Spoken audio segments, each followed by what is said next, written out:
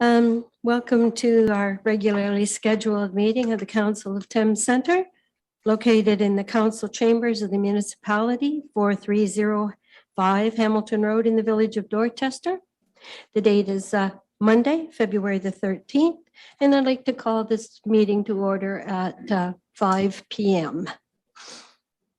There are, as I understand, no additions to the agenda before you.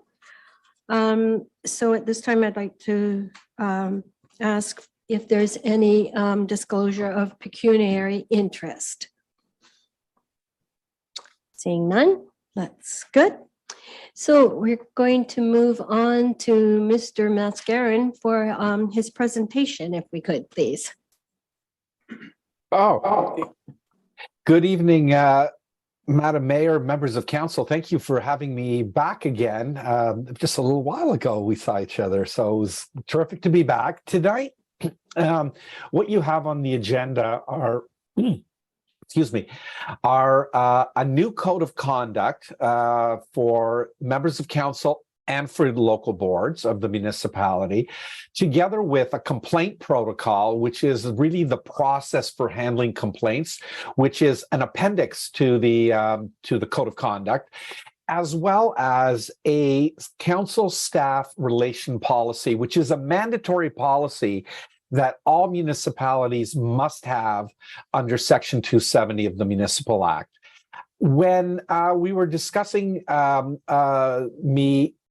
my firm becoming appointed as integrity commissioner for the municipality with your clerk, we looked at the current code of conduct, and I said, well, you know, I feel very comfortable with the code of conduct that we've been primarily using for municipalities, and I provided a copy to your clerk, and together we worked on it. What I can say to council is you have to have a code of conduct, as you know. It has to cover both members of council as well as members of local boards. This code does that. It defines member as being a member of council or a member of the local board, as the case may be. And it applies the same standards to council members as to members of local boards. As you know, the province has dictated that there has to be 4 mandatory subject matters that are covered in a code of conduct. Those are gifts, benefits, and hospitality, respectful conduct, including conduct towards officers and employees of the municipality or the local board, confidential information, and the use of property of the municipality or local board. We have covered off each of those 4 mandatory subject matters in the code of conduct, in various provisions in there. Sorry, I'd have to open up the code of conduct to walk you through each one of those. But in addition, we've also covered off things like social media, dealings with public communications, conflict of interest, which is beyond just the Municipal Conflict of Interest Act, which, as you know, only deals with financial conflicts of interest. The law has progressed beyond that, and the numerous court cases, including 2 judicial inquiries, have talked about the importance of regulating private or personal conflicts of interest. And so this code does that.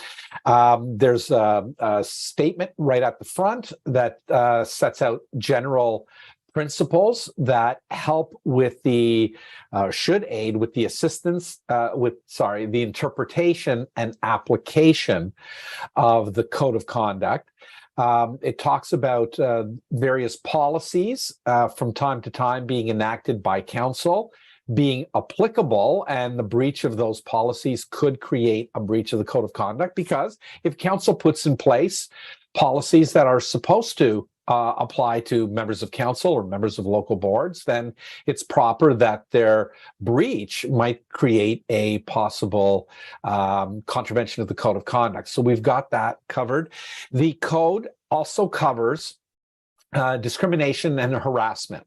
As you probably know, this is one of the big topics that the province has been grappling with. In fact, the province had a mandatory consultation back some time ago, which nothing's really ever come of it. There is a private member's bill, I think Bill 5, at the legislature looking to strengthen codes of conduct. Why? Because of matters dealing with discrimination and harassment at local boards and at municipalities. There is possibly an overlay of jurisdiction there. I've always acknowledged that.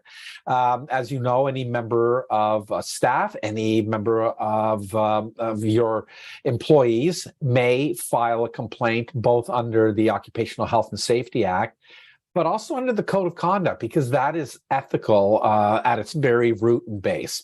So those provisions are all in the code. I would submit to you that it is an enhanced code from what you had before. What I've called it and the way I've described it to your clerk, and I'll describe it to you, is a best practices code. We developed this several years ago when we were asked by a number of municipalities to draft codes of conduct and the ethical framework for them. And what we've done is we've basically taken that basic framework and we've sought to improve it. Municipalities often give us comments on it. We seek to improve it. If we see something in a judicial inquiry report, we go back and make amendments to the code to try to enhance it and make it a modern code. The complaint protocol, I spoke to you a little while ago about its necessity. It has been termed to be part of the statutory scheme, and together with the accountability and transparency provisions of the Municipal Act, the Code of Conduct, then you have the complaint protocol. And that really deals with the procedures when one of you or a member of the local board is under investigation. What process applies? How can fairness be ensured? Not only for you, who may be under investigation, but also for any witnesses and also for the complainant. And so that is part of the code. It's an appendix to the code. The code also contains, the complaint protocol also contains forms in which people who would like to file a complaint under the Code of Conduct or a form for an application under the Municipal Conflict of Interest Act, there are forms set out. So we've tried to make this sort of a fully comprehensive framework for you. So someone who has concerns can go to one place, look at the Code of Conduct, look at the complaint protocol, and also say, oh, it also covers the Municipal Conflict of Interest Act. And there's a form in the form of statutory declaration, which is required under the Municipal Act to bring an application in front of the Integrity Commissioner on an MCIA application. So that is that part of it. But together with that, I also spoke to your clerk and indicated that we also had drafted council staff relation policies under Section 270, and we've put that together. Essentially what it does, council, is it sets out a policy. This is what the role of council is. This is what the role of staff is. Each one shall respect the role of the other, and this is how we seek to work together. We try to pull that together in what I call a relatively succinct, concise document that's, I think, accessible to the public, hopefully understandable to all of you, which it regulates, and to staff who will often look at it for guidance as well, to understand what their responsibilities are as staff members towards you as members of council. So that is the package, Madam Mayor, members of council, that you have in front of you. I have just taken a very quick high-level overview of it. You all have it in front of you. And I think my time, because I know you have other items on the agenda this evening, my time probably would be better spent not trying to walk you through it, but to answer any questions that you may have about any of these documents. So I'll go back to you, Madam Mayor, if you or any member of council should have any questions that you'd like to ask me. Thank you very much. Does anyone have any questions of Mr. Mathurin regarding any aspect of this report? I think it was pretty comprehensive. I can't think of anything that I personally would have, and apparently neither does council. So, oh, wait a minute, there is one. Councillor Lockie. Yeah, one thing that I've always, wanted to make sure I really get a good understanding of this, the social media piece of it. And is there any direction? Should we be staying right off of social media? I'm sorry, through you, Madam Mayor, to Councillor Lockie. That's a really loaded question, I must say. So the bane of my existence, and I think of a lot of people, is the use of social media, because what are its benefits? It's instantaneous, it's worldwide, it sends out everything that you'd like to know right away. What are the negatives? All of those things, because sometimes people do not press, or do not, before they press send or hit or return, they don't think about it. So there are some very basic terms here about social media. It is not what I would call like a whole comprehensive social media policy, but it seeks to instill at least some regulatory framework for you. So I can't tell you, now I'll be honest, I can't tell you stay off social media. I don't think that's fair. Some people use it properly, appropriately, respectfully, and professionally. Other people, well, what the common perception is of social media. If you ever want to go down to the lowest common denominator, that's where you go. So, I'm not going to tell you, Councillor Lockie, don't get on it. But I just say, please use it with care. Because it's instantaneous, it's worldwide, and it's going to be out there pretty much forever, because people will be able to trace it back. So those are my quick comments about it. Thank you. Thanks, John. I think that's good advice. Anyone else with a question before we leave? Doesn't appear to be any other questions, so I'll thank you very much again for your time. Well, thank you, Madam Mayor and members of council. I must say, you made very short order of my presentation tonight. What I will leave you with is, of course, should any of you ever have questions, and a number of you have reached out already, thank you. And you've been very good about giving me great detail when you ask me about some of the things that you're seeking advice. I think that's really wonderful, and I commend you for doing that. And just remember, we're always here. Should you have any questions about, am I going to be offside of this if I do this? Or I'm thinking of doing this. Can you give me some guidance? We're always available to do that for any member of council and any member of local board. So with that, Madam Mayor, I thank you very much for the opportunity to have done the work for you and to appear today. And I hope that the next time we see each other, it'll be very pleasant. Thank you. We all share that. All right, then. Thank you very much. Thank you.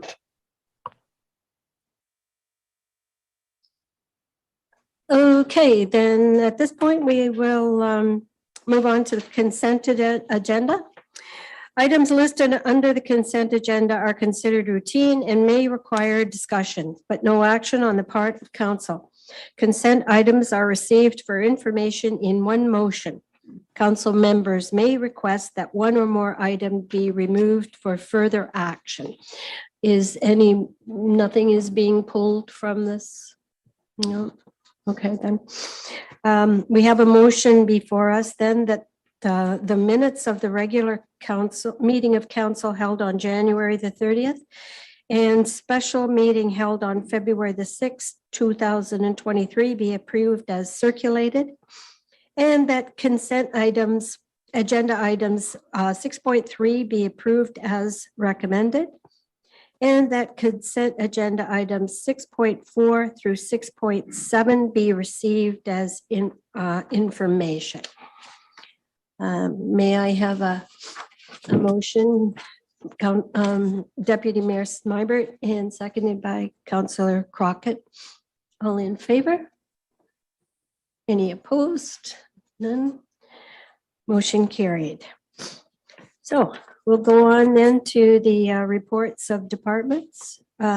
First one is the expansion of debenture plan options, report F003-23. Thank you, Your Worship, and through you, My report is before you and presents expanded debenture plan options for your consideration. Specifically, we are looking to include 15 and 20-year term options in addition to the 5 and 10-year term options that are currently offered to property owners, specifically for municipal drain assessments and the extension of water and wastewater services. The policies attached to the report highlight the changes.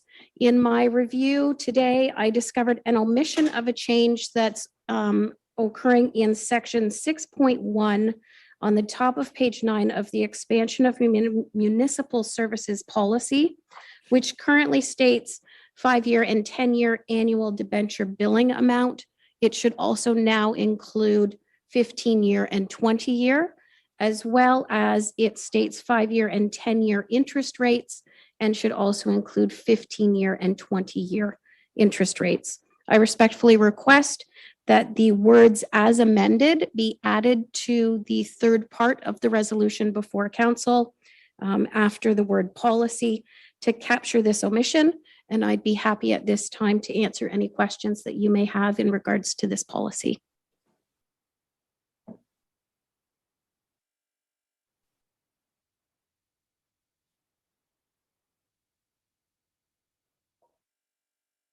Can we have?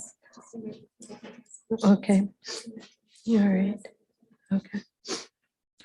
So then we have a motion for the whole report is submitted with the corrections.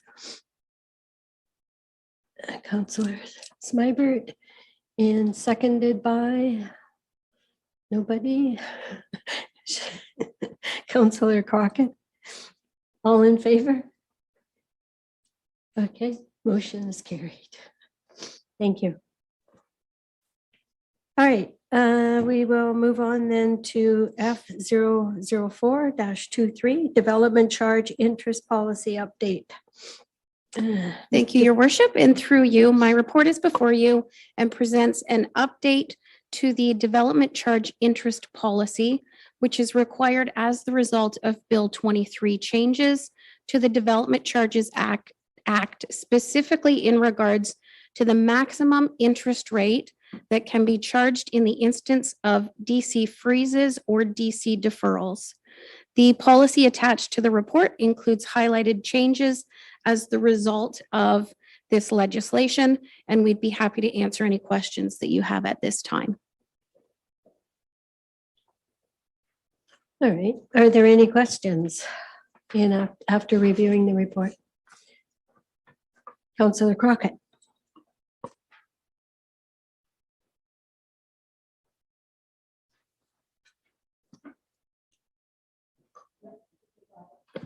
We're good. Sorry.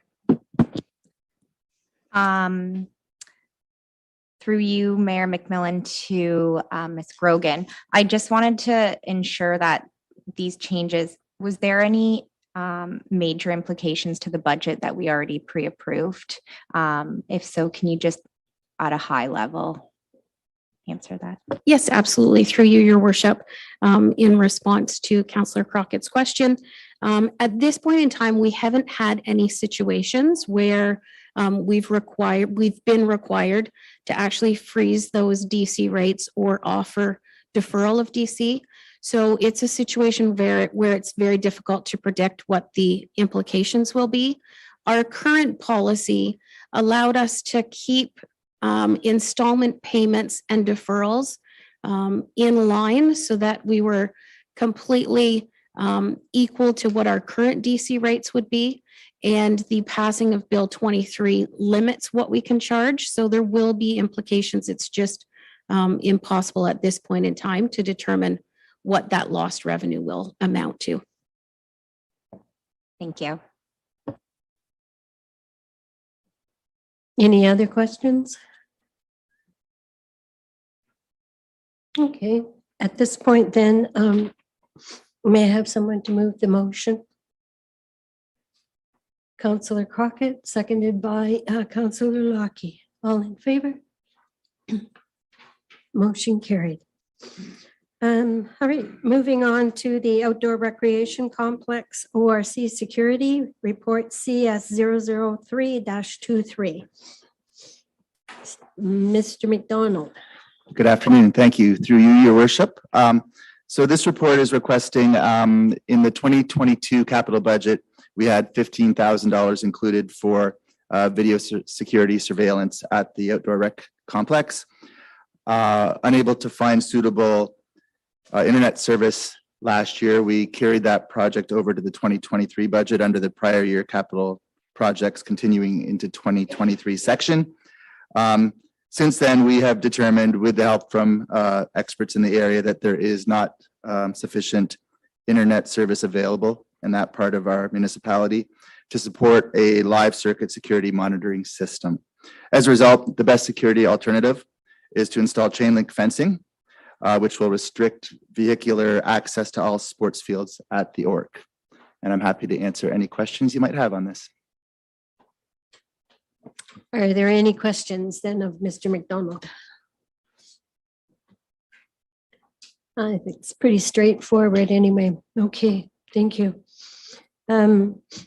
So I'm looking for someone to move the motion that report CS 003-23 be received for information, and that council approve the allocation of budget funds originally intended for video security at the Outdoor Recreation Complex ORC towards security fencing at this same location.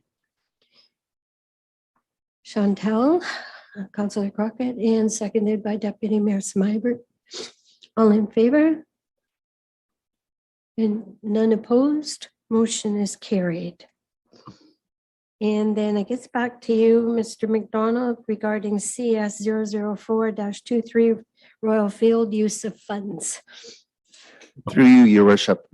Report CS 004-23 is requesting council approval to procure a 15 by 17 storage shed, which will be fully covered by donations and sponsorships received to date for that for Royal Field. And that is as per the guidelines that have been set in place with the partnership agreement we have with Great Lake Canadians, with their involvement and input on where such funds are spent. And the shed will be used for storage of maintenance equipment. And since this report was submitted, I have received one bid so far. Safe to say that it will fall within the portion of our municipal procurement policy for informal quotes, which is anything under $35,000.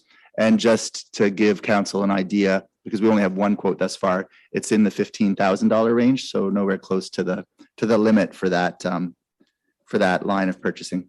And I'm happy to answer any questions you might have at this point. Great. Deputy Mayor Smybert. Thank you. I just had one question. The report indicates that as of February 2nd, 2023, there's a certain amount in the donation and sponsorship funds. Is it envisioned that there'd be more money being contributed into that fund? Is it something that's ongoing? Oh, yeah. Yes, through you, your worship. Yes, that's correct. It's been a very active fundraising and sponsorship campaign that's been spearheaded by Great Lake Canadians. So there's been a lot of that already spent and with previous reports to the previous council, and they continue to sell sponsorship opportunities as well as their the VIP seating section is $1,000 per seat, and they've sold about 60 of those, I think, and so there's still about 40 left. And as people come and see it, then people are excited, and especially the users and the teams and the families. So it's going to continue to thrive. Thank you. Anyone else with, Councillor Lockie? Yeah, through your worship, to Director Steve, do you anticipate any other large expenditures that we're going to need to draw from the donations and sponsorships in the near future? Yeah, through you, your worship. There's a list of like to haves. This is the only item on the list that's really kind of one of the things we didn't include in the budget, which we knew was going to be one of the first items we would want to purchase because we need the maintenance equipment, which was approved in the budget, the pull behind groomer. And so, and we'd already had council, the previous council approved the cement pad for this very shed. So things that are following, top priority things include the potential of a press box and things of that nature. So not mandatory or needed to operate and enjoy the facility, but just above and beyond things that could be considered in the future. Thank you. So just for my own benefit, if you were to go for a press box, would that be something that would also be a contribution from the Great Lakes and they would do some fundraising or the fundraising for it? Yes, through you, your worship. That's correct. Yeah. Anything else that we're considering would have to be fully funded through donations and fundraising and would be discussed and collaborated between first of all, the municipality and Great Lakes as per the agreement, and then brought to council for consideration. So anything above and beyond that would have to be something that would be approved in next year's budget or a future budget before we could proceed. Great, that's good then. Any other questions? For Ms. Grogan? Sorry, thank you. I'd just like to again request a friendly amendment to the resolution. I would like to see that a threshold amount is actually set on what can be spent towards the project. I will ask Director McDonald if I know that we've received one bid in the $15,000 range. So if we could possibly set that threshold at $20,000 just to provide that limit would be preferred.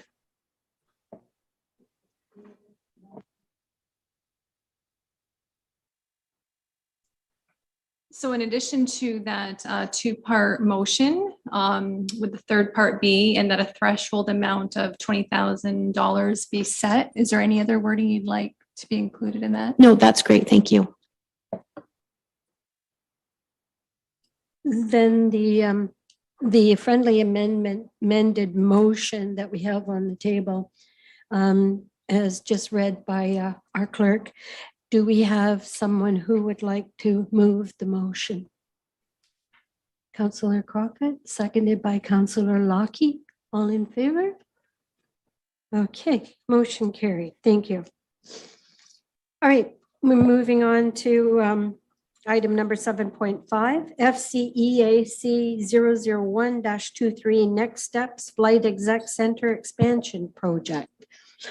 Mr. McDonald, you're up again. Thank you. Through you, your worship. I get paid by the report, so it's an exciting day for me. Going to put bread on the table tomorrow. Thank you all. Following a meeting of the newly appointed members of the Expansion Committee, this report is seeking council support and approval of that committee's recommendation to direct the start of negotiations with MCI Design Build Corporation for the Flight Exec project, the expansion project. Within the particulars that were determined and set by council during the 2023 budget meetings, specifically the scope of the project and the budget amount that was set. And I'm happy to answer any questions. All right, so any questions of Mr. McDonald? Deputy Mayor Smybert. Just a question about time frame. Do you have any ideas in terms of how quickly that can get kind of turned around and back to council or back to the committee? Through your worship, hard to say. I haven't, had any discussions yet with the company because I didn't want to make any promises until council made a decision.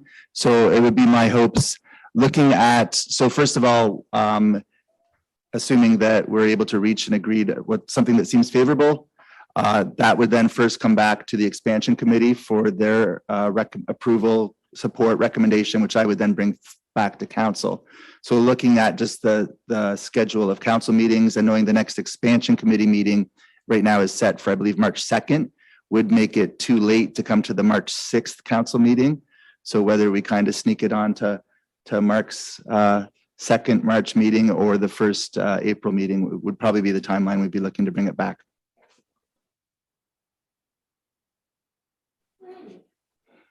If there are no other questions, then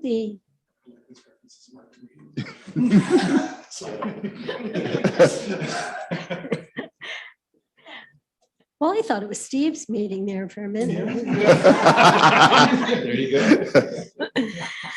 Okay, Now, so we have a recommended motion in front of us. That report are you? Oh, you're gonna move it? She must have somewhere to go.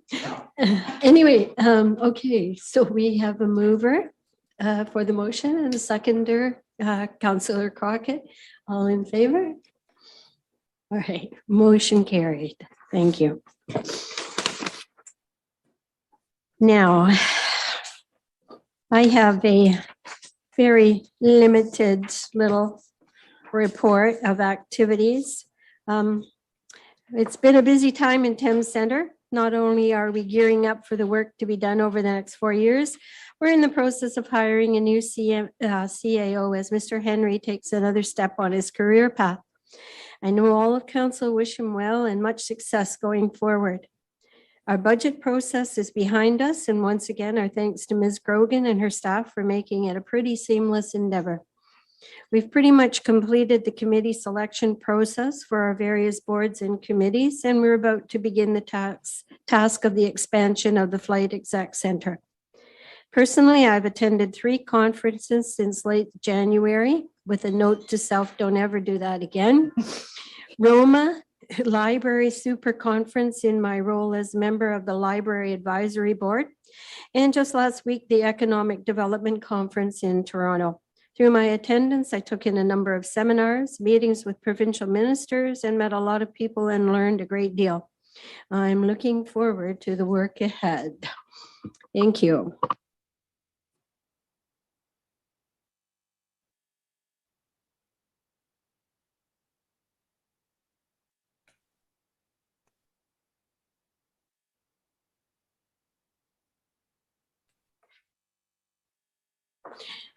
I don't believe there's any other unfinished business or motions really going forward.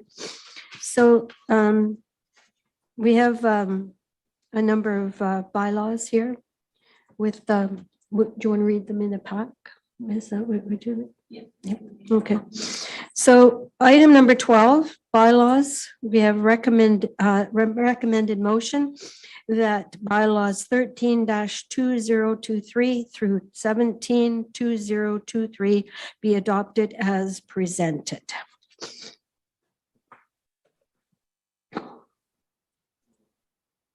Is there a mover for that? Oh, Councillor Crockett, a seconder. Councillor Smiber, all in favor? Okay, motion carried. So at this time, council will be moving into closed session for which there will be no live streaming. A new live stream will continue after the closed session portion has been completed. The only business remaining will be the confirmatory bylaw and upcoming meeting schedule. I ask for a mover and a seconder to go into closed as noted below regarding personal matters about identifiable issues with respect to employment contracts. A mover, Councillor Smiber, and seconder, Councillor Crockett. All right. All in favor? All right. Motion carried. Thank you.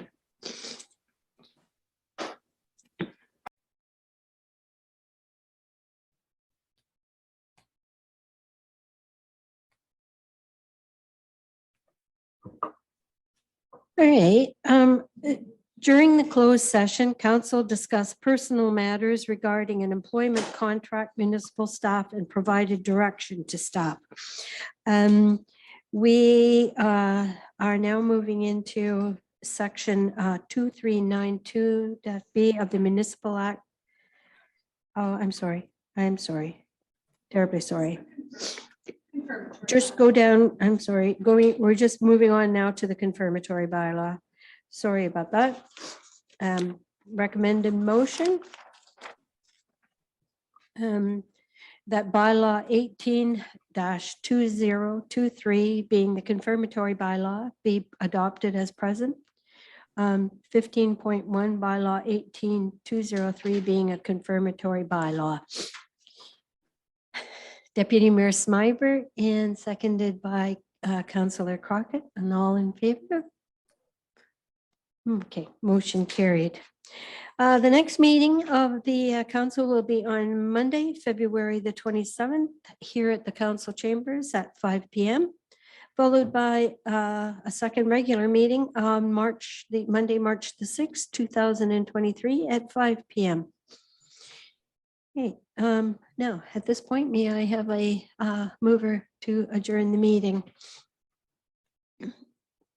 Councillor Crockett, seconded by Councillor Lockie. All in favor? All right, motion carried. We are adjourned at 5:57. Thank you.